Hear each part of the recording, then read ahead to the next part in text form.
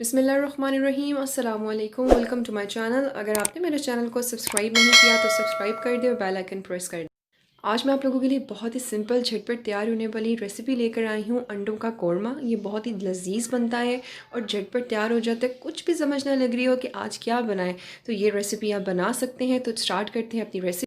तो हमें बनानी है इसकी पेस्ट। प्याज एक मीडियम साइज़ का मैंने फ्राई कर लिया है। थोड़ा सा लहसुन इसके अंदर मैंने ऐड किया है, 2 अदद टमाटर और थोड़ा सा अदरक जो आप देख रहे हैं। ये प्याज रेड होने के बाद इन सबको मैं पेस्ट बना लूँगी। जैसा कि आप देख रहे हैं, ये प्याज अच्छी सा कलर आ गया था, इसको मैंने पेस्ट बना लिया। उसी ऑयल में मैं ये पेस्ट जो है लहसुन अदरक और प्याज की जो पेस्ट है वो हम इसको अच्छा सा कलर देंगे। इसको भूनेंगे यहाँ तक कि इसके लहसुन की जो स्मेल है वो टोटली ख़त्म हो जाए और जो हमारा मसाला है वो भुन जाए। इसके बाद हम इसके अंदर अपने मसाले जो इंग्रेडिएंट्स बकाया के हैं वो इसके अंदर ऐड करेंगे। वो मैं आपको बताती हूँ अब।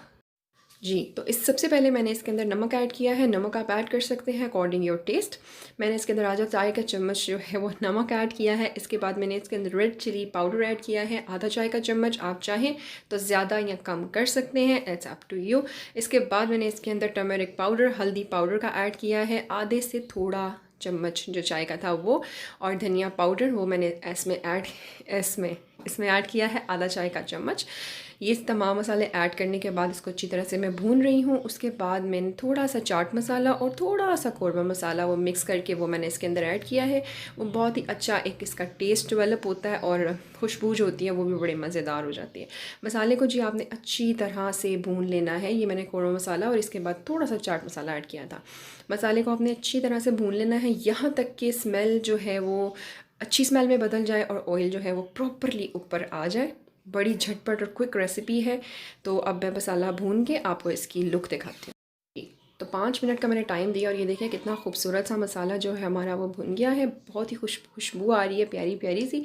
उसके बाद मैंने इसके अंदर 6 अदद हार्ड बॉयल एग, आपने 15 मिनट अंडों को जो है वो बॉईल करना है। हाफ स्लाइस करके आपने इसके अंदर कर देने हैं ऐड।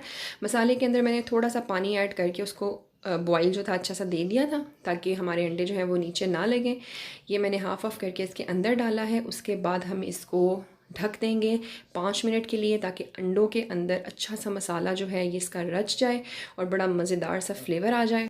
उसके बाद आपने अच्छा से इसको हिला लेना है ताकि अंडे जो हैं ऊपर इसका अच्छी तरह से ऑयल और मसाला लग जाए। उसके बाद मैंने इसके अंदर आधा चाय का चम्मच गरम मसाला ऐड किया था क्योंकि मैंने साबुत मसाले इसके अंदर कोई भी ऐड नहीं किए थे। इसके साथ बहुत अच्छा सा फ्लेवर आ जाएगा। उसके बाद इसको ढक के 5 मिनट के लिए हम दम पे रखेंगे। और ये लें जी, 5 मिनट के बाद हमारा मज़ेदार सा सालन इज़ रेडी।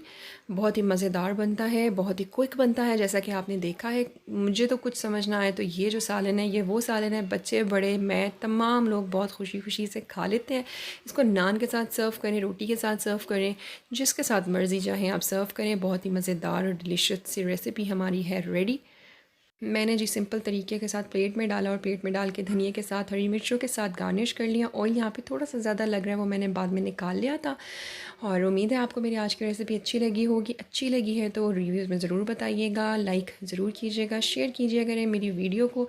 और जिन्होंने सब्सक्राइब नहीं किया तो प्लीज़ सब्सक्राइब कर दें। Thank you, thanks for watching, take care and अल्लाह हाफिज़।